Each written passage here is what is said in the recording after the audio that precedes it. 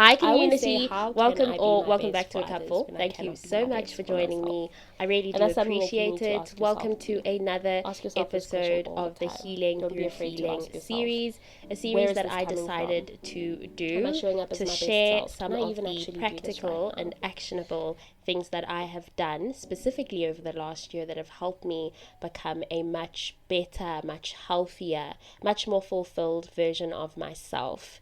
This one is the Taking Care of Myself edition. So, taking care of myself, especially at the beginning, meant getting honest about where I was with myself at the time. And that looked like having to really take stock of what was going on in my life and where I needed to make changes. So, firstly, I had to look at the things that were setting me back and that were making me feel awful, that were constant triggers, that were causing me more pain than good. And obviously, I then also looked at the things that were good for me, that I needed to do more of, that I needed to lean more into. And so that brought me to a place where I was able to see, okay, this is what I'm going to continue doing, this is what I'm going to stop doing completely, and this is what I need to start doing more of in my life.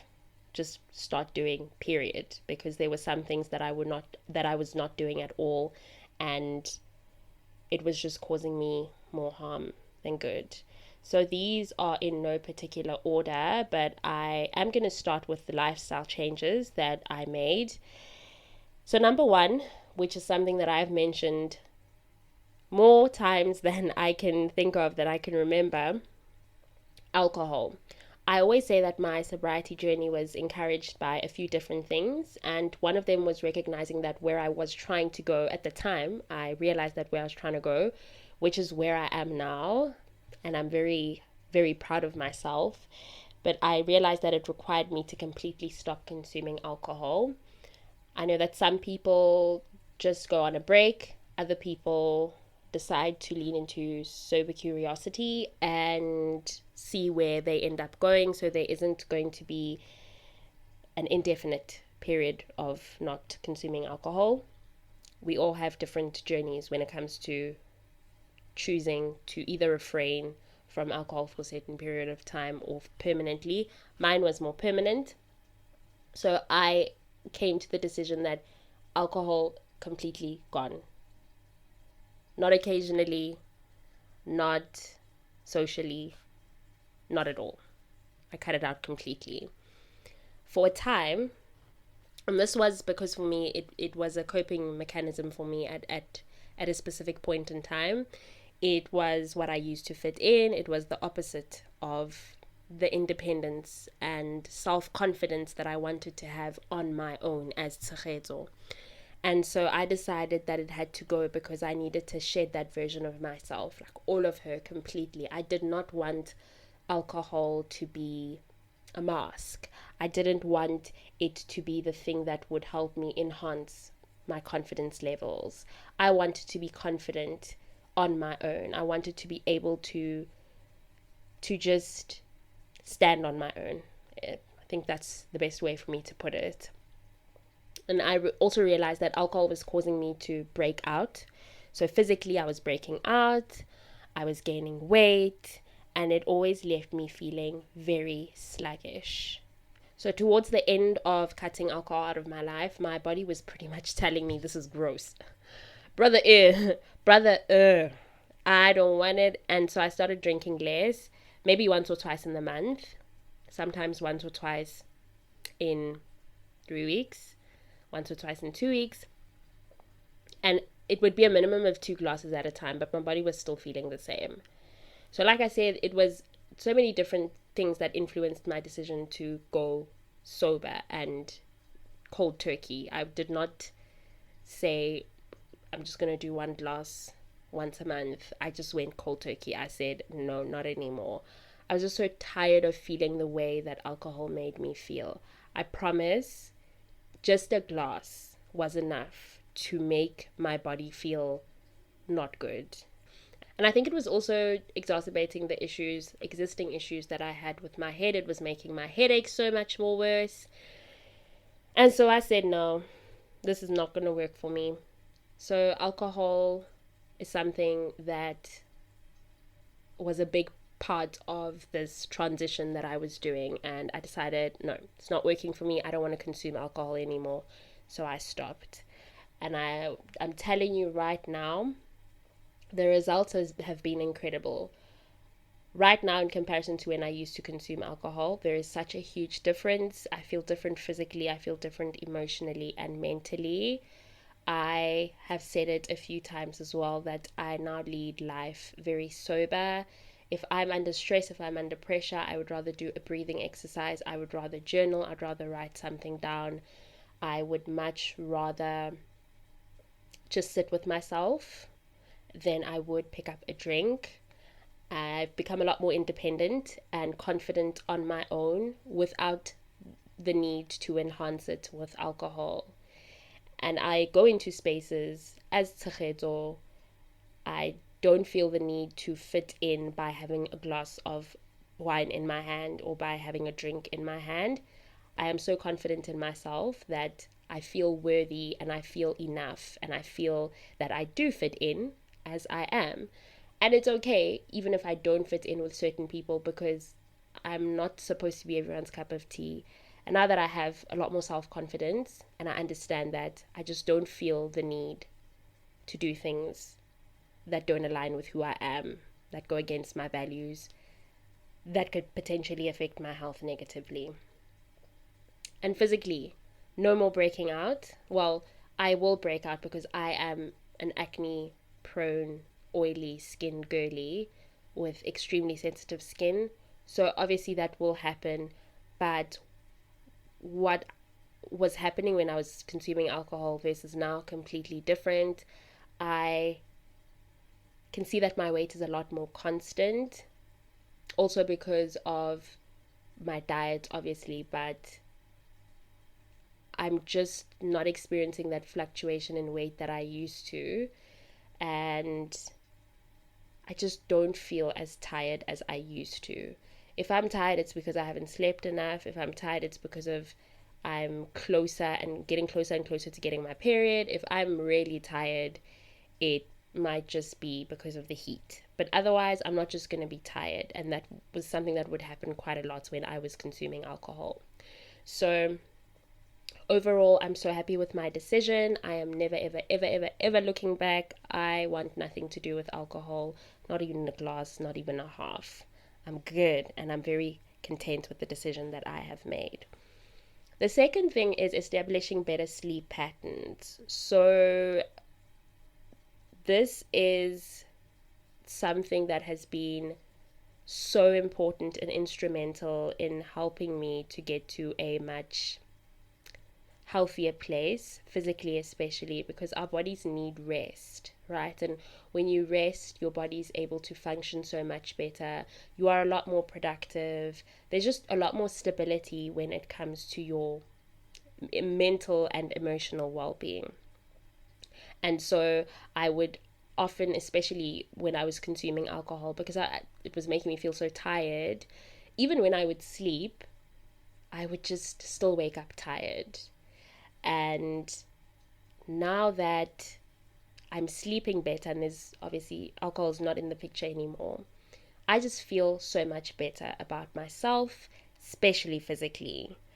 And sleep is an extremely important part of my lifestyle.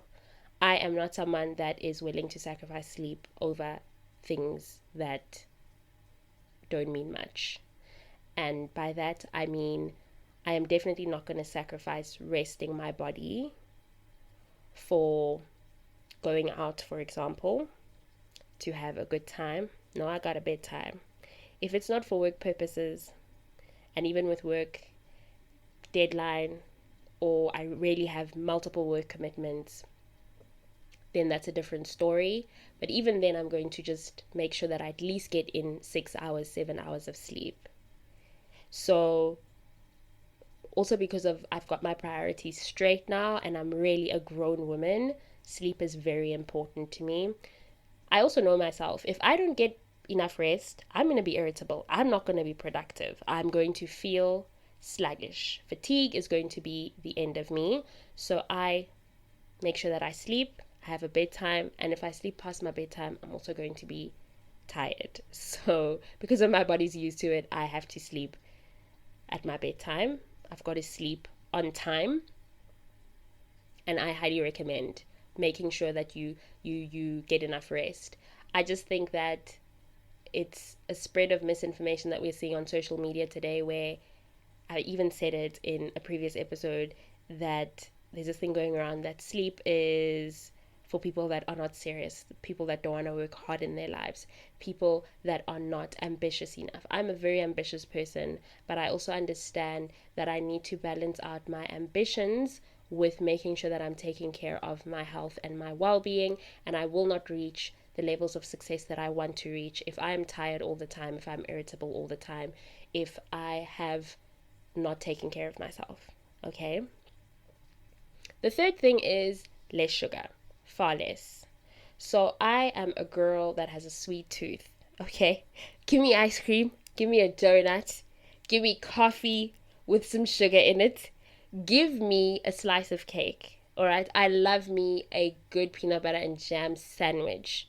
All right? Listen, chocolate, jelly babies, wine gums. I have got the sweetest tooth ever. And I'm really someone that enjoys to nibble and just snack on sweet things. However, moderation is key. And when it comes to sugar, less is more. Sugar is generally not the best thing for the body, but I'm not someone that is going to deny myself the finer things in life. So I will never cut sugar out of my diet completely. I don't think that's realistic also. I'm also not a fan of, what is the word I'm looking for? Of depriving myself of things. I think that we need to explore things, consume things in moderation, especially something like sugar. So I will eat sugar, but it will be occasionally, and a lot of the times also the sugars that I will have, I'll just make sure it's natural sugars and fruits. Here at home, my sister makes us these really delicious treats which have peanut butter, oats, raw oats, syrup. You can also use honey and Nutella. You can also use dates. You can add choc chips. So those are the things that we will eat. We don't really eat junk. We have popcorn. We will occasionally eat chips. But on the most part, we just try our best to eat things in moderation, specifically sugar. This is also something that my mom has taught us, that sugar is not something that you should be adding into everything that you eat, and you shouldn't become dependent on it. So I don't drink sugar in my tea, in my coffee. Very, very, very occasional. If I'm at a restaurant and I'm feeling like, ooh, this coffee's strong, because I do like strong coffee, but I just like it with a little bit of sugar, I will either ask for sachets of sugar, or I'll otherwise put honey in my tea or my coffee specifically, and a chocolate once a month, twice a month. You get what I'm saying. But sugar is also something that used to make me break out a lot, and it would make me feel very, very tired, and I decided that I don't want to feel like that. So my thing became moderation is key, and that's that. Next, more water, fish, fruit, vegetables, and mabele in Setswana. In English, it's called sorghum. So more of eating in moderation and having a routine or schedule. That's also been something that has been very, very helpful. These are things that have had both physical and mental effects, positive ones, that is. I am not somebody, generally also here at home, I'm not somebody that drinks juice or cool drink unless it is me having it here at home. And that is something that we do occasionally, so that's also something that we do in moderation. Maybe I will order a juice when I'm out. Maybe. It would just depend on how I'm feeling, but you're probably going to catch me drinking a coffee or a chai tea. Otherwise, like I said, I try to cut out things that are not going to be helpful for my body, for my skin. So I drink a lot of water. I make sure to eat. We eat a lot of tin fish here at home. What's this? Lucky Star. So good.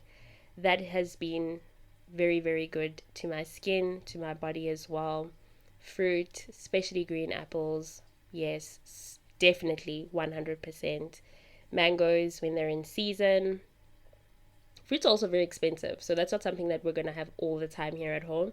But when we do have them, we have them, and it's always the good stuff, especially the greens, pears. And then vegetables, your spinach, your beetroot, those are really, really helpful for me when I'm on my period, especially. Because I be feeling like a little dizzy, I think I'm somebody that struggles a bit when I'm on my period. So I need those iron-rich vegetables.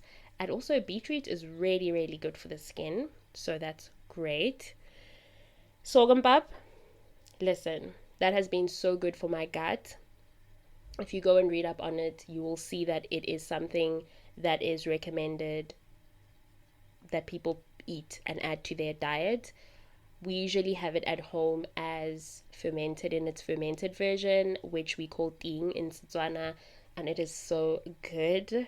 Okay, we usually have it for breakfast. The porridge is so nice. It also has been very helpful in helping me curb my period pains, and I'm someone that gets I look like a pregnant lady when I'm on my period. I just get so swollen. My face swells up, my legs swell up. So it has been very helpful. I'm not sure what it has. I haven't even looked into it. But I found that the more I eat it, the less I swell, the less pains I experience. And it's just been very, very good for my physical well-being, which has also impacted my mental well-being. I just feel good. It feels so good to feel the way that I feel a lot of the times. The other thing has been no more nightlife. So unless it is a dinner party or a work event, I am not going to go. You're not going to find me. In the long run, you're not going to find me there. In the long run, partying stopped aligning with my values, my time, and just the woman that I was becoming and the woman that I have become. But at the beginning, it was because I realized that I just did not have the stamina for it anymore. It also stopped being exciting and interesting. I could no longer justify walking into a place that played music so loud that I had to scream at the people that I was with when I spoke to them, so that they could hear me. So yeah, I was also just in a place, that place that you get to where the things that used to make you jump for joy are no longer as sparkly as shiny as they were before. Yeah, I got to that place. Everything that I used to like, partying, consuming alcohol, smoking weed, smoking happily, those things just started to become very, very uninteresting. And what started to become my thing was just staying in, quiet nights, reading a book until I felt sleepy, watching a movie, watching a series, chilling with my family, going to a friend's house and having just a girls' night in. I started to gravitate more towards those things. So yeah, I'm not someone that you're going to catch outside late at night at a club, or yeah, just in general, I'm not someone that's comfortable with being out late at night. But if it is a must, then I will. If not, I'm trying to get home to do my night routine and get into bed. Okay, that's all I'm trying to do. And I just think that together with the fact that I'm someone that wants to get enough sleep, and I think that it's very important for me, and I want to be productive, I just do not have the time to waste being out late at night dancing the night away. No, I want to be in bed and I can put my headsets in and go into the Spotify app if I want to have a little dancey dance. I can do that in the comfort of my own home. I'm really now somebody that has become so much more intentional about going to places that I enjoy, and this is the next point. This was a big point of rediscovery for me as well, because I just didn't know what I enjoyed outside of partying. So I had to sit down and say, okay, let's explore, let's see. Coffee shops, hiking, going to a pottery class, painting. What is the thing that you like? And yeah, I just realized that I'm someone that likes to be outside. I love to be in a place where it's open and I can smell the air and I can see beautiful views. And so hiking, definitely 100%. Also places that were interactive and I could meet new people and have conversations. So community based things as well, where people were coming together to share, to break bread. I realized that those are the kinds of places that I want to find myself in. Bookshops, yes, count me in. I love the smell of books. I love the aesthetic of bookshops. And I just specifically appreciate it when there's a coffee shop next door or inside. That combo, count me in. So there are still so many things that I want to do, but there are so many things that I have done. I also realize that I love to go out and eat. Just going into new restaurants, going into new spaces, and being able to see the architecture, to appreciate it, enjoy good food, art galleries, those kinds of things. So it's been so nice to be able to say, I like this and I don't like this. You're going to see me here, but you will not see me here. Rediscovering hobbies and discovering new ones. Another thing that was an important change that I realized that I needed to make, because together with the fact that I just didn't know what I wanted to do outside of partying, I kind of didn't know what I liked anymore and what I didn't like in terms of the things that I really wanted to do on my own. And so I started to pick up more books, reading, which is something that I used to love doing a lot when I was in primary school, high school, even a little bit in university.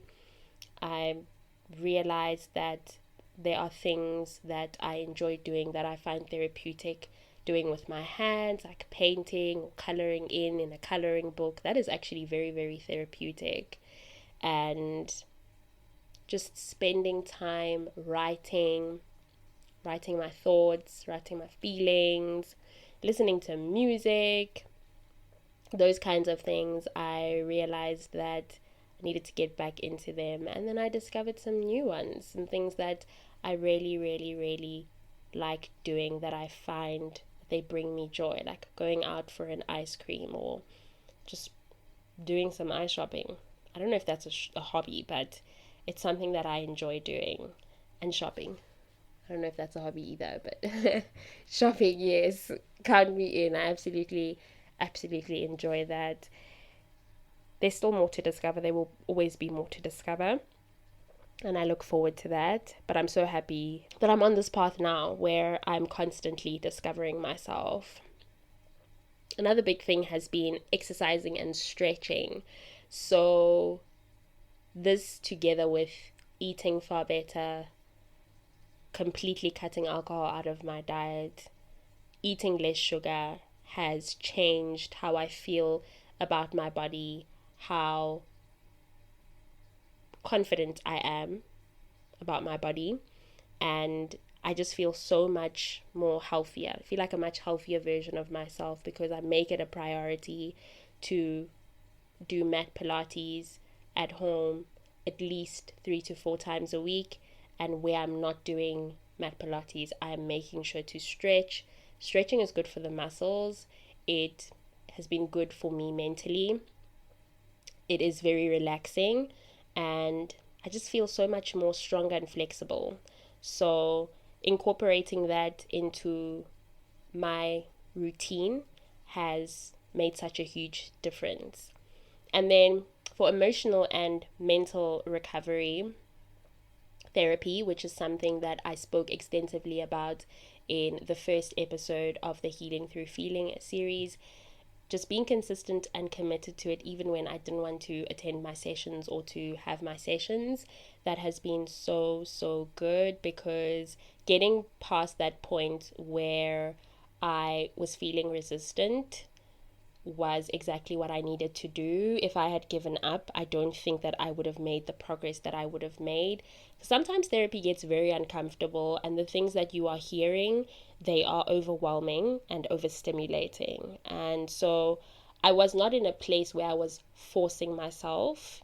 I wanted to go to therapy, but I would then feel so ashamed, and it would make me very hesitant, and I would feel overwhelmed and very flooded, and I wouldn't want to attend some of my sessions. But I pushed myself, and I'm glad I did, because it has helped me a lot with continuing with therapy and getting the tools and resources that have gotten me to this point where I'm doing so much better now, emotionally and mentally. And then the next one has definitely been learning to regulate my nervous system. This was last week's episode, and all I want to say is, the biggest thing I want to say is, learning to regulate my nervous system has given me the space, together with therapy actually, to become my own safe space. I now feel safe in my own body. I now feel safe in myself. I am comfortable confiding in myself, if that makes sense. Just, I trust myself so much more, and I believe in myself, and I give myself so much more space, grace. I show myself a lot more compassion. So yeah, learning to heal your nervous system, learning to regulate your nervous system will have you in a place where you feel a lot more safer in your body, and you don't constantly feel this overwhelm, this constant floodedness, this constant stress where you kind of want to step outside of your body. And I love myself so much that I want to be with myself all the time. I just want to hang out with myself all the time. I genuinely enjoy it, because I feel so safe with myself, and I feel so cared for by me. It sounds so weird saying it, because it's like, what are you saying? It's like you're talking about another person, but you're talking about yourself. But that's how I feel. That is how I feel. And then creating boundaries with myself and others, just learning to say no. This one has also been, this is a direct product or outcome of consistent therapy and just learning to become more confident in myself. I have come to a place where I respect myself so much that if I have to disrespect myself to make you comfortable, then it's just not going to happen. No. And that's why creating boundaries is so important with yourself as well, and with other people, because it has brought me to a place as well where I don't want to disrespect myself. And sometimes disrespecting myself is going to look like taking money from my savings account, when that's not the plan. That wasn't the plan. And because I have someone has come to me and said, can you please borrow me money, now I'm taking money from my savings. Or because I saw a nice dress, now I'm taking money from my savings. No, I respect myself so much. I respect myself so much that I'm just not going to do that. And because I have so much self-respect, I am not going to allow other people to disrespect me, which is why I have learned to say no, and I am very firm about it. And I'm not ashamed. If you don't like that I'm saying no to you, then there's really nothing I can do. I was polite, I was respectful. I'm not going to work around your feelings. And that's just the beautiful thing about learning to create boundaries. You're not working around anyone's feelings. You are working around yours. And I absolutely advocate for being respectful, for being kind, for being considerate when you are speaking to people and creating boundaries. But I also say that don't try and reason or justify or explain yourself when you have created your boundaries. When someone's like, oh, so this is how it is now. You're like, yeah, this is exactly how it is. This is exactly how it is. I said no, and it's not going to change. And that's that. Another thing has been rebuilding my self-esteem. This has been through reading the self-help books and listening to the self-help podcasts. I know this one is not gonna apply to everyone, but I'm one of those people who it worked for. So just consistently being invested and intentional about self-improvement, about learning about myself and becoming more self-aware. That's something that the self-help books and the self-help podcasts have been very, very, very, very helpful with. And overall, this has been a version of me taking care of myself and putting myself first. Just learning about the things in me, or educating myself and about things like trauma and the effects of it and how to work through it and heal through it. That has been one of my biggest versions of taking care of myself. And then learning to affirm myself, right? So this has not been in the form of I am beautiful, I am smart. This has been in the form of speaking Bible verses over myself and my life out loud. And I'm going to be going into detail about how my faith has played a role in changing my life in next week's episode. But really, just understanding the goodness that God wants for me and how much He loves me has literally changed my life together with therapy. So, for example, there is a verse in Deuteronomy that I really love. I am the head and not the tail. I am above and not beneath.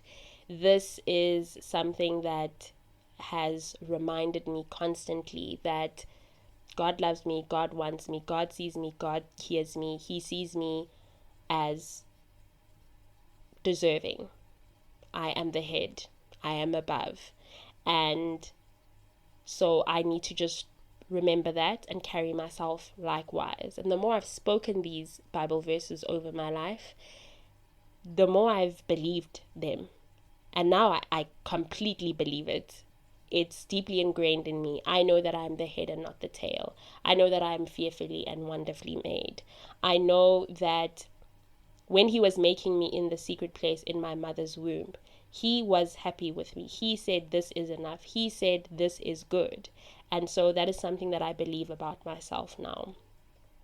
And that translates into me understanding and appreciating that I am beautiful. God sees me as beautiful. I am intelligent. I am capable. And that has really helped me with confidence boosting and just having a stronger self-esteem. I struggled for a very long time with confidence. It was more of a performance than it was a reality. And so I had to just start going for things also. That's another thing. But I also think that it wasn't just me just going for things. It was because I kept on speaking these things over myself and into my life and just understanding and seeing how God saw me or sees me. And so that really pushed me to just go for things. Just to act. And I did, in faith, a lot of the times in faith, when I was still struggling and still going, am I the head? Am I above? So yeah, taking opportunities when they presented themselves and trying new activities and just saying to myself that you can do this, you can do this, you deserve this, God is giving this to you. Another thing, relationships. So approaching them as an opportunity to do life with people that I have the same or similar values, principle, morals, and sometimes goals with has been so helpful. I don't see relationships as my saving grace anymore. I don't believe that somebody else is going to come and complete me. I am complete as I am. I am perfect as Christ has intended for me to be, as the Lord has intended for me to be. I am enough. If I'm coming together with another person, whether platonically, whether romantically, that is simply going to be because there is alignment between the two of us. Not seeing the relationship as my escape plan. And it has made approaching them and thriving in them so much easier. Well, for now I can only truly speak on friendship, because when it comes to romance, I've been single for some time now. And yeah, I'll only be able to speak on that once I'm in a relationship again. But I I actually, I'm thinking about it now, where I am now with myself, the level of confidence I have now with myself, gave me the opportunity to confidently and intentionally work away from something that was just not working. Recently, I had an experience with a guy, and yeah, it just wasn't working. This version of me was able to step away before things got to relationship level, and I'm so proud of myself for that. I also really like that my growth and healing is reflected in my desire to not be in a rush to have a boyfriend or force the process to happen.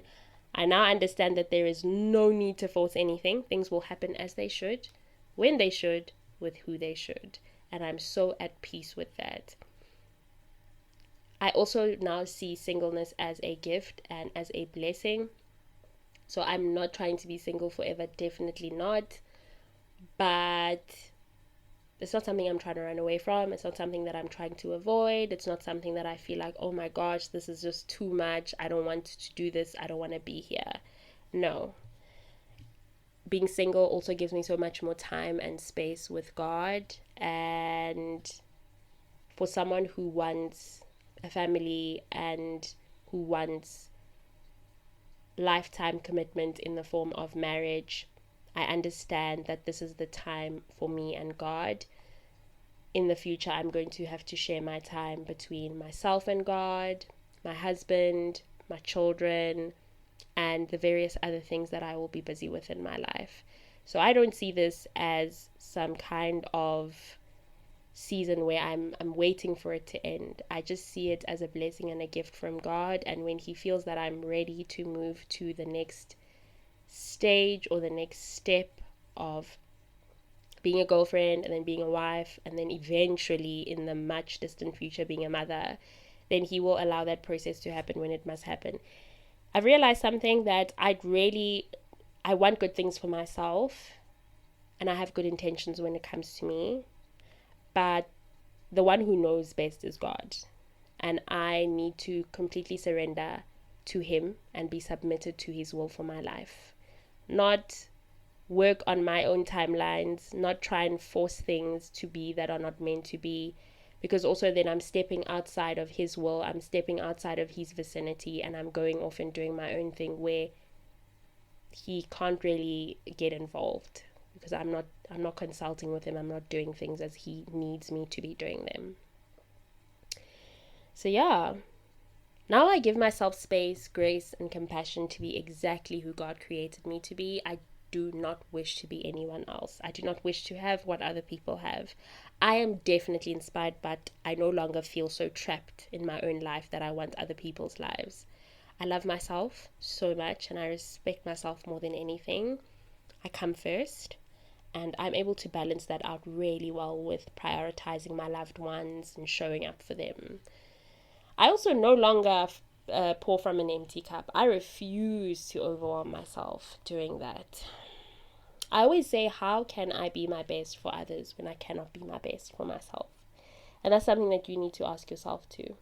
Ask yourself this question all the time. Don't be afraid to ask yourself, where is this coming from? Am I showing up as my best self? Can I even actually do this right now? Yeah. Thank you so much for joining me. I really appreciate it. This is definitely where we are ending this week's episode. This series has been so beautiful to record, so beautiful to put down on paper, because I have been reflecting and just been in awe of God's grace and love and mercy. And I will always recommend taking the time to sit down and see if you are where you want to be mentally, emotionally, physically, spiritually, and then just understand why you aren't there, how you want to get there, what you would like to do to get there, and work towards that. And again, I will also always say, I say again because I'm always saying it, but I will also always say that prioritize self-awareness, prioritize healing and growing and moving forward. Don't allow the things that have happened in your life to become like shackles, like chains that hold you down. You have a future, you have opportunity to move forward. Please take it and use it to the best of your abilities. Please don't forget that A Cupful is on all listening platforms, Apple Podcasts, Spotify, you name it, is there. Share the episode, share the podcast. If you know that there's someone that would really enjoy listening to this episode, to any episode really, please share.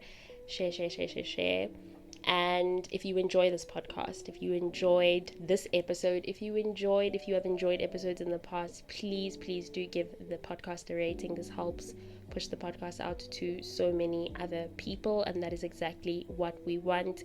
We want more people joining us on this side, where we are continuing to heal and grow and just becoming the best versions of ourselves. Thank you again so much for getting to this point of this episode. I appreciate you. Have a lovely remainder of this week. Work when you need to, rest when you need to. Be kind to yourself and others. That is very, very important. Take care of yourself. Remember that you cannot pour from an empty cup. You need to make sure that you are doing good so that you can be good for others. And most importantly, don't forget to keep doing the things that fill your cup.